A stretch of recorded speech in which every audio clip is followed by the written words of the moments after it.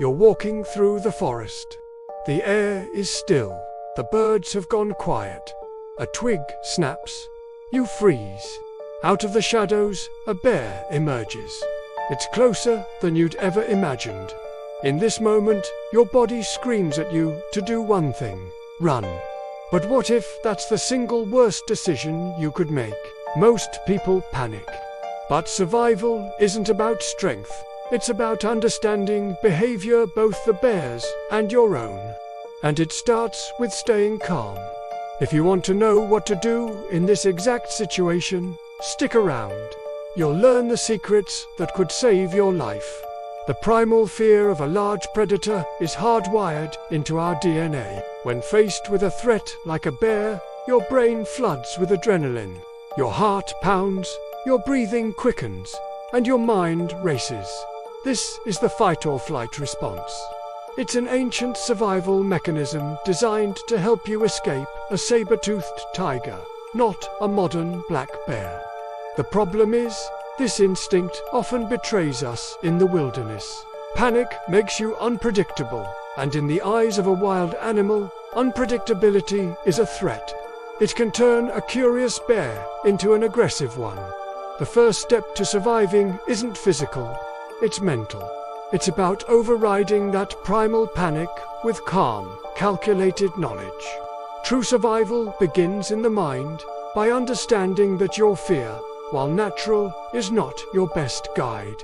You have to learn to control it before you can control the situation. Because what you do in the next few seconds is absolutely critical. So, how do you know what to do? You follow the rule of 3 behaviors. Every bear encounter falls into one of 3 categories, and your response must match the bear's intent. First is the "I'm surprised" encounter. This is the most common. You've startled the bear, and it has startled you. The bear might stand on its hind legs to get a better look, huff, or pop its jaw. It's not being aggressive. It's just assessing the situation. It's asking, "What are you? Are you a threat?" In this scenario, your job is to prove you aren't one. Don't run, don't scream. Stand your ground. Speak in a calm, low voice. Make yourself look big by raising your arms. Slowly back away, never turning your back. Second, we have the defensive encounter. This often involves a mother bear with her cubs. She sees you as a direct threat to her young. This is a more dangerous situation. The bear may bluff charge, running at you and stopping short. Again, do not run. Stand your ground. Use your bear spray if it gets too close. You need to show her you are not a danger, but you will defend yourself. The goal is to de-escalate. Finally, the third and rarest behavior, the predatory encounter. This is when a bear sees you not as a threat, but as food. This bear is silent, focused, and persistent. It will follow you. It won't bluff charge. It will stalk. In this terrifying scenario, your strategy flips completely. Do not play dead. You must fight for your life. Look as large and aggressive as possible. Shout, throw rocks. Use any weapon you can find. This is the one time you fight back with everything you have. Let's look at some real-life stories. In 2011, a hiker in Yellowstone National Park stumbled upon a grizzly sow with her cubs. He'd surprised them. He remembered his training. He didn't run. He pulled out his bear spray, but the sow charged. It was a defensive attack. He dropped to the ground, protected his neck, and played dead. The bear bit him, but realizing he was no longer a threat, she left with her cubs. He survived because he correctly identified the bear's behavior. Contrast this with another case where a lone camper was stalked by a black bear. The bear was curious, then persistent, circling his camp. The camper tried to scare it away, but it kept returning. This was shifting toward predatory behavior. He packed his things, keeping the bear in sight, and slowly backed away down the trail. He didn't run. He just created distance. The bear eventually lost interest. He survived because he didn't panic and trigger a chase. So what did these survivors do differently?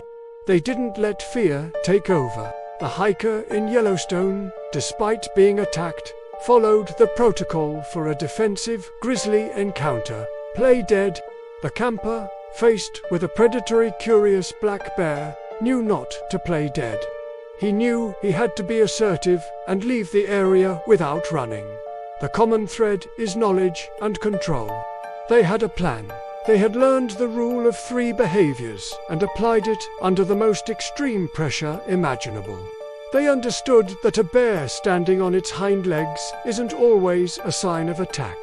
It's often just trying to see or smell better. They knew that a bluff charge is meant to scare you, and running is the worst thing you can do.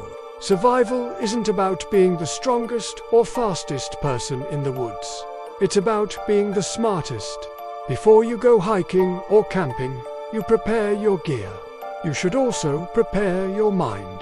Learn these rules, and you turn fear into a tool, not a liability. It all comes down to this: calm versus panic. Panic is an instinct. Calm is a skill. In the quiet of the forest, when that moment of truth arrives, your brain will scream, run, scream, freeze. But you will have a different voice in your head. A calmer one that has been trained, one that knows how to read the situation. You'll know to identify the bear's behavior. Are you a surprise, a threat, or prey? And you'll know exactly what to do. You will stand tall, you will speak calmly, you will make yourself big, and you will slowly back away. Or, if you must, you will fight. The difference between a tragic headline and a survival story is often just a few seconds of clear, calm thinking. That is the ultimate survival skill. Now that you know the rules, would you survive a bear encounter? Think about it. And if you want to be prepared for more of what the wild can throw at you, make sure to subscribe.